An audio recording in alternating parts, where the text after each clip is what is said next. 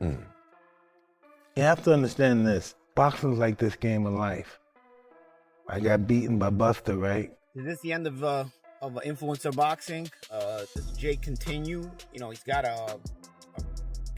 looks like a seemingly bad injury.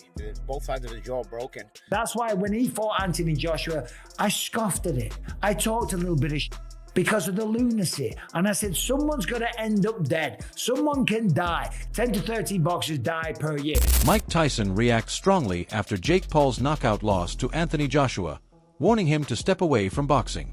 Tyson says Jake is putting himself in danger by continuing to face elite fighters. He stresses that boxing is unforgiving and believes it is only a matter of time before Jake gets badly hurt if he does not retire and stop chasing these high-risk matchups. I'm not good. Jake Paul has reportedly suffered a severe jaw injury after his knockout loss, and videos circulating online show him struggling to open his mouth properly. In the clip he shared, speaking is visibly painful, highlighting the seriousness of the damage. Fans and analysts note that such an injury underscores the risks he took by stepping up to fight an elite heavyweight like Anthony Joshua, reinforcing warnings from figures like Mike Tyson that continuing could lead to even more serious harm. But when you take care of... Paulie Malignaggi breaks down Jake Paul's situation after his serious jaw injury, emphasizing the long recovery required. A broken jaw on both sides is far more severe than everyday use.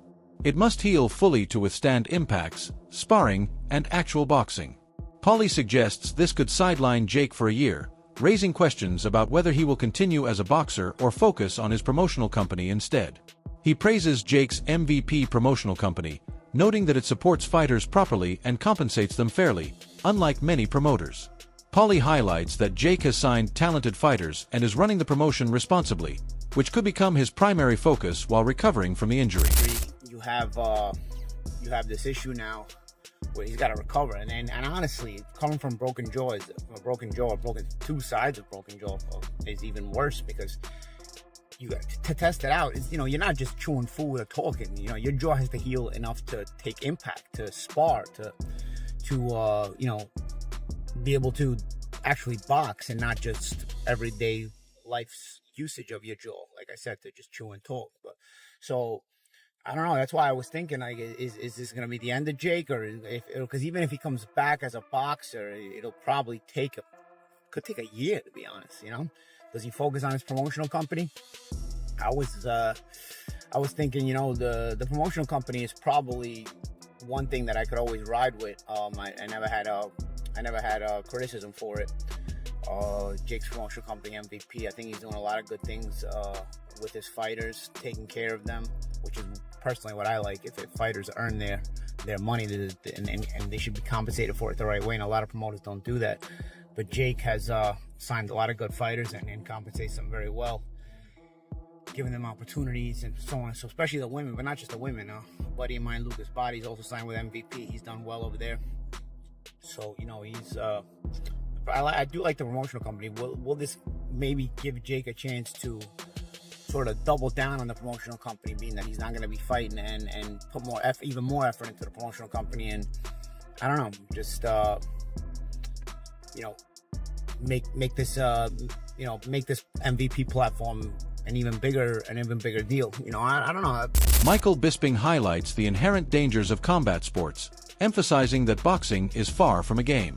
He notes that between 10 and 13 professional boxers die each year due to injuries sustained in the ring, underlining the real-life risks involved. Bisping criticizes Jake Paul for stepping far outside his natural weight class purely for financial gain, creating mismatches that draw attention but also expose him to extreme danger. He stresses that boxing must be handled professionally with proper training, preparation, and respect for the sport, warning that ignoring these principles can have severe consequences. It's not a game. Fighting is not something you pick up and mess around with, right? If you're a fighter, if you're a boxer, if you're a mixed martial artist, right, you have to take this seriously and you have to respect the game.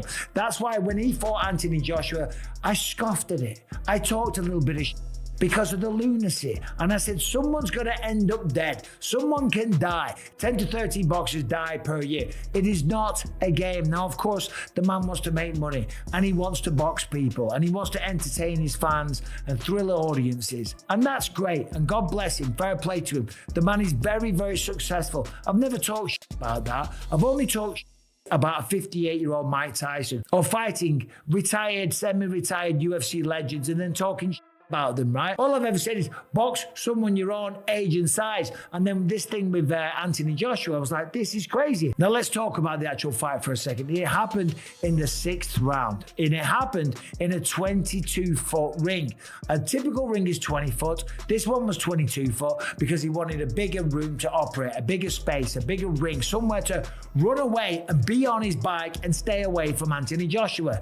Now, I don't blame the guy.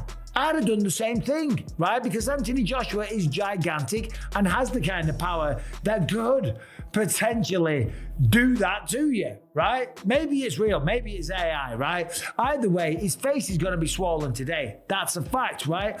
The bigger ring gives you more space. Jake Paul did about 5 miles of road work, shot about 25 double leg takedowns because he didn't want to stand there and go toe to toe with him like Francis Ngannou did, because he knows what would have happened, okay? And ultimately, it ended up happening anyway in the 6th round. And yeah, okay, he's going to have the street cred of standing there and say, I went 6 rounds with just... Similarly, Johnny Nelson points out that while Jake Paul has proven to be an exceptional promoter, successfully generating massive attention for his fights, this came at a personal cost. Nelson praises Jake's ability to engage audiences and make headlines, but he also emphasizes that putting one's life on the line for entertainment is not commendable. Nelson frames Jake's recent loss to Anthony Joshua as a reality check, reminding aspiring fighters and influencers that promotional success cannot compensate for the dangers of facing professional-level opponents unprepared. Both analysts agree that while Jake excels at marketing, the physical risks he took were serious and should not be overlooked. Anthony Joshua couldn't have done any more. When you get in the ring with somebody that is constantly trying to just survive and run, you can't do anything about it. Our sport is built up of journeymen, like what Jake Paul did. He's trying to survive, he's not trying to engage. And so therefore, it's your job to cut him down and catch up to him. I think Anthony Joshua it was basically open to a lot of criticism because this guy didn't come to engage. If he came to engage, then it would have been a completely different story. And I understand the frustration of the general public when they're saying they should knock him out in 1 to 2 rounds. I get that, because Jake Paul has been brilliant at annoying and getting under the skin of everybody, which you really, in our sport, if you can evoke emotion from the fans, you're doing a great job. So what Jake Paul did was got in the ring. I think he realised the task in hand when he stood there in that 22-foot ring. He sees an Adonis of a fighter, former world champion, Anthony Joshua in another corner, and that's when reality hit fiction. Everything he had in his head, everything he thought that he could possibly do, had disappeared, slipped out the ring with the cornermen, slipped out the ring, and he thought, wow, this is for real. And even a little jab that just gently missed him, you could see him thinking, what is this about? So it was a case of survival. And to me, I didn't want Anthony Joshua to knock him out, if I'm honest with you. I thought, you've got to make this kid have a reality check. And that's what he actually did, because Jake Paul himself said, I was shattered. This guy, everything I thought I could do, I couldn't do. Boxing looks so easy on the TV. Boxing looks so, matter of fact, no big deal.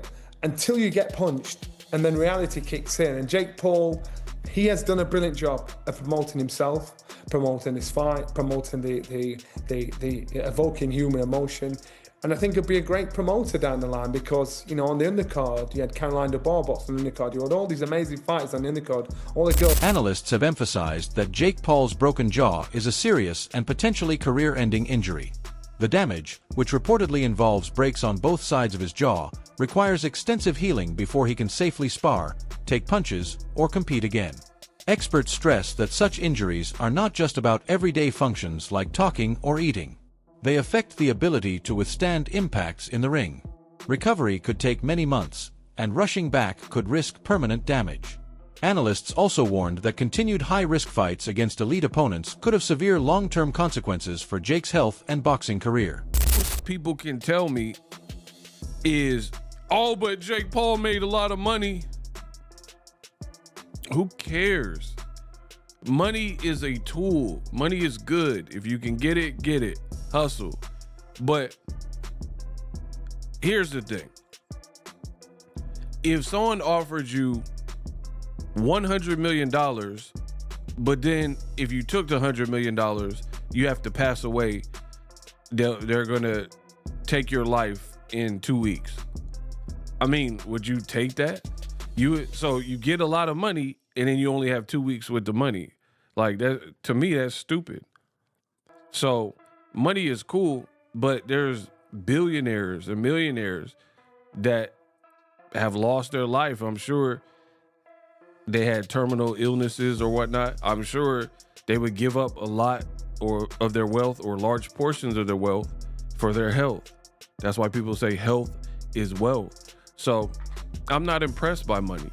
And it's so funny that you have these MAGA influencers that just lost back-to-back, Jake Paul and Andrew Tate, and their fan bases who pitch this far right and pitch this like red pill philosophies, alpha male philosophies, and like having affirmations and daily tenets and goal setting and being a real man and the difference between man and woman, all these things that these bases have